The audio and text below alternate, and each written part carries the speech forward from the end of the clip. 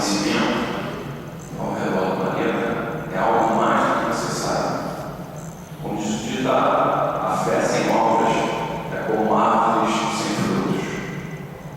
Há uma frase ditada, a Bezerra de Menezes, que faz uma reflexão: ensinar, mas fazer; crer, mas estudar; aconselhar, mas exemplificar.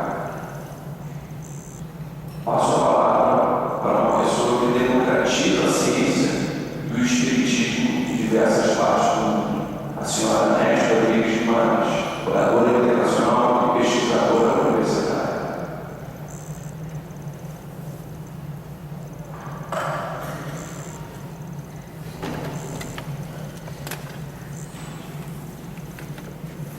Excelentíssimas senhoras, excelentíssimos senhores, autoridades aqui representadas, é uma alegria e um prazer estar com vocês na manhã de hoje.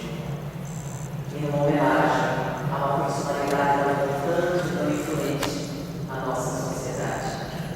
E nós escolhemos pegar um pensamento bastante antigo de um outro orador, de uma outra pessoa muito influente, que também, na sua época, marcou a nação. No seu sermão, a 60ª, proferido no ano de 1648, o padre Antônio Vieira disse a seguinte coisa: por que ontem poucos convertiam tantos, e hoje tantos convertem poucos? Será que a palavra de Deus perdeu o valor? Será que o significado dela se perdeu ao longo do tempo? E nos distanciamos tanto que ela perdeu o seu significado. E ele complementando que não, a palavra de Deus permanece a mesma, que ele é o mesmo em todas as épocas. Então ele disse: então, será possível então que as plateias mudaram tanto e se tornaram avessas ao ouvir a palavra de Deus? E ele faz uma referência então à parábola do semeador. O homem saiu a semear e fez referência aos tipos de plateias que existem. Existem pessoas do coração puro, existem aqueles que sufocam a mensagem, existem aqueles que não lhe dão nenhum valor, e existem aqueles que, pegando-as, a multiplicam, e multiplicam em grande quantidade, levando então a saciar a fome de centenas e centenas de pessoas. E ele diz então que as pessoas são as mesmas em todas as épocas da humanidade. Existem aqueles que se negam a receber, existem aqueles que a sufocam, existem aqueles que são contrários a ela, mas existem aqueles que a recebem, e a multiplicam e a dividem com muitos. Então ele disse: a palavra de Deus não perdeu seu valor, e as plateias são as mesmas. No passado, na época daquele que disse a parábola, e hoje continuam as mesmas. O que foi então que aconteceu? Por que então ontem poucos convertiam tantos e hoje tantos convertem poucos? Se a palavra de Deus é a mesma e as plateias são as mesmas, o que foi? E ele fala então do homem de bem, daquele responsável pela palavra. Esses sim são difíceis de encontrar. Cada vez menos homens têm a coragem de afrontar essas dificuldades para expor-se a peito aberto diante das muitas tentações, diante das muitas dificuldades, diante dos muitos obstáculos e os riscos que correm todos aqueles que se expõem com o objetivo de representar a divindade verdadeiramente e não aos seus interesses pessoais. Por isso, muitas pessoas têm muita dificuldade de receber a mensagem, porque não creem na palavra daquele que as leitura, devido ao seu comprometimento pessoal, ao seu comprometimento moral, aos comprometimentos de variada ordem, que de alguma maneira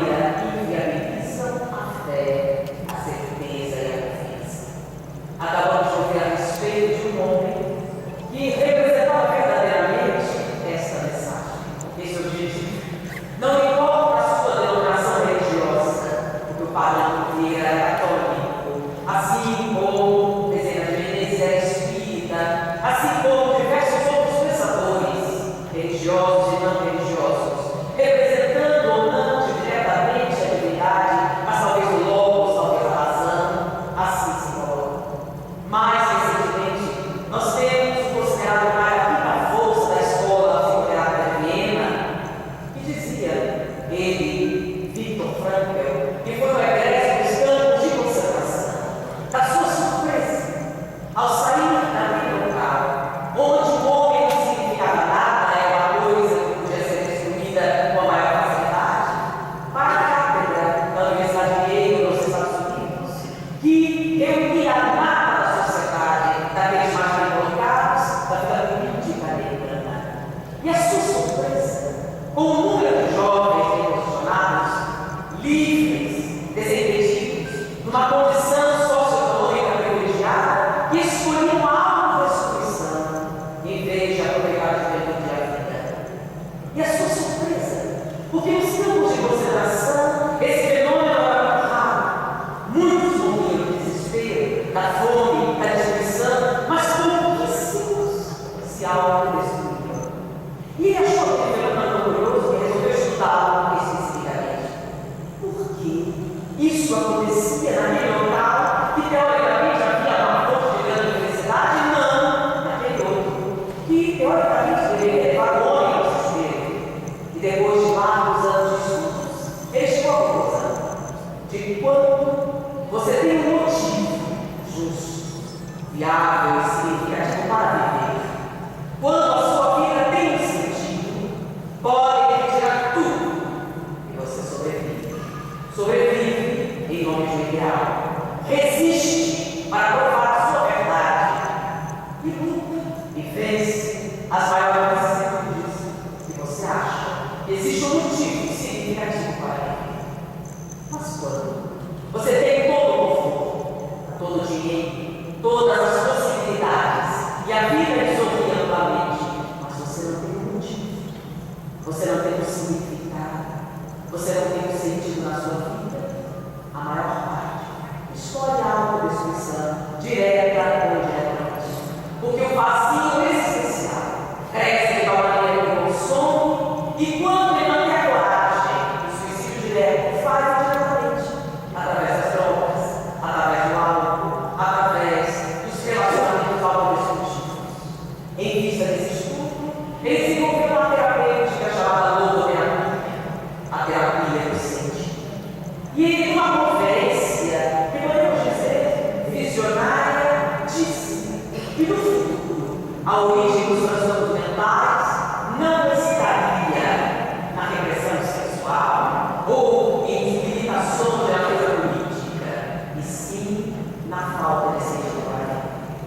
E em resposta a essa falta de sentido, teríamos a multiplicação da promiscuidade, da imoralidade, dos relacionamentos múltiplos e sem sentido. Porque no momento em que coisificamos a personalidade humana e ela perde o valor, nossas relações sociais também fazem. Em vista disso, personalidades como Barão Vieira ou Bezerra de Menezes e mesmo Viktor Frankl são importantes para nos localizar corretamente dentro da nossa situação existencial. Nós temos um motivo válido para viver. A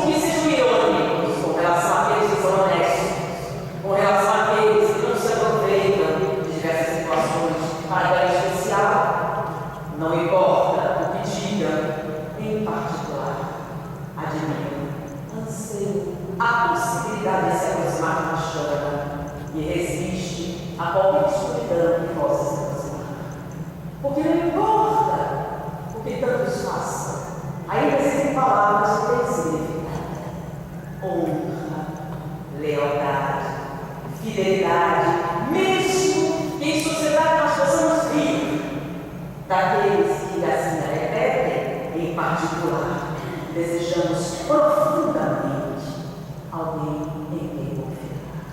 E por isso, essas pessoas quando surgem de vez em vez, atraem a simpatia, ou mesmo a adoração, o respeito de qualquer pessoa, de qualquer denominação religiosa, em qualquer posição social. Porque finalmente encontramos alguém em quem podemos confiar. Porque todos, numa exceção, iremos enfrentar o fenômeno da morte. E a morte é solitária. E a morte espera todos nós. E naquele momento especial em que enfrentamos esse momento, qual o significado da nossa vida? Qual o motivo que nós temos para viver? Que tipo de marca deixamos na realidade? Não importa se você tem ou não uma denominação religiosa, não importa nem se acredita em Deus. Victor Frankl, um terapeuta, um cientista, demonstra que dar significado à vida humana muitas vezes é mais importante do que o conforto pessoal, porque isso nos motiva a respirar, a enfrentar os diversos sofrimentos, as diversas dificuldades. Divulgar essa informação, falar sobre verdadeiros heróis, analisar a sua vida, que existe, por poucos que sejam.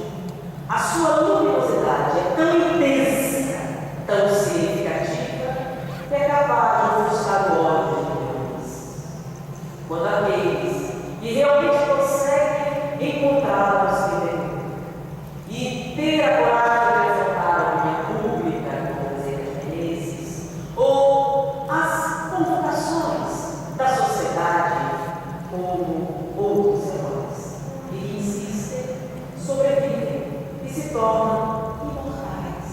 Não são chamas que passam, são marcas que sobrevivem em nossa consciência, iluminando os caminhos para aqueles que vêm consequentemente. Então é muito importante divulgar a vida e a obra dessas pessoas, como esse trabalho de história, para que a posteridade saiba que existem heróis, que apesar da ironia da sociedade moderna, existem pessoas que abandonam o conforto, que abandonam as conveniências, que lutam e trabalham incessantemente, sem ter por objetivo a sua própria persona, mas sim o bem da maioria. E isso é tão significativo que faz com que nossa vida pessoal possa superar as dificuldades e as doenças possam ser superadas, e como inúmeras outras personalidades cientistas demonstram, o bem-estar da consciência é o que determina a verdadeira saúde. Por isso, agradecemos a oportunidade de homenagear Bezerra de Menezes, que foi um herói como esse, e é um daqueles a quem Padre Antônio Vieira fez referência em 1648, mas que poderíamos dizer hoje, em 2013, continua atual. Por que ontem poucos cometiam tantos e hoje tantos cometem? Será que a palavra de Deus perdeu o valor? Não, continua isso. Será que as plateias mudaram e tornaram mais cínicas, mais duras? Não. As plateias são as mesmas, mas o que faz diferença da mensagem é a voz. Mas principalmente a raiz da voz, a honra, a lealdade, a fidelidade, que você demonstra como indivíduo, como pessoa, a uma ideia, a um patrimônio, a um serviço, a um sentido para a vida, como diz Victor Frankl. E Bezerra de Menezes representa tudo isso. E esperamos que ele permaneça em nossos corações, iluminando as nossas consciências. Foi um prazer estar com vocês. Muita paz.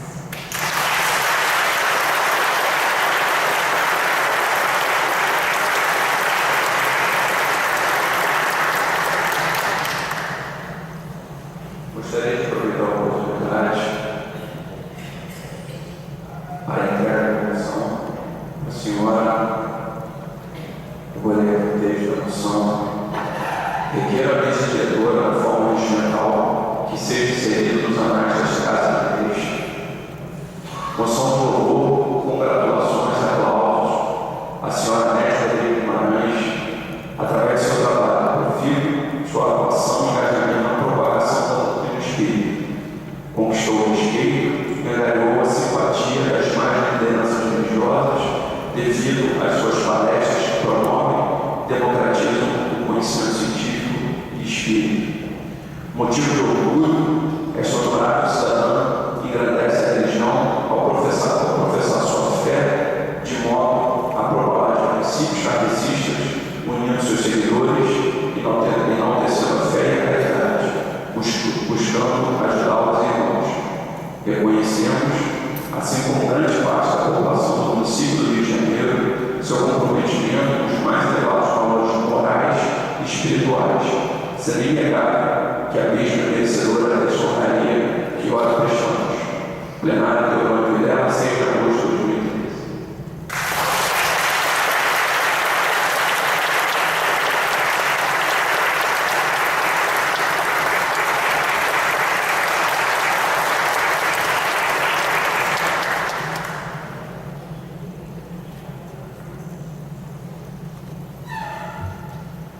Convido a cantora